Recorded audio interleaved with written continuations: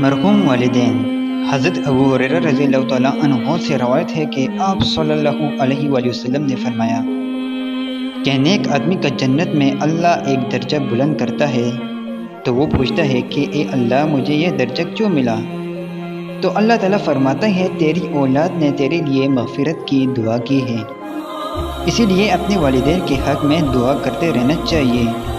اللہ سے دعا ہے کہ اے اللہ ہمیں والدین کی قدر نصیب فرما اور ان کی بہترین اولاد میں شمار فرما، آمین۔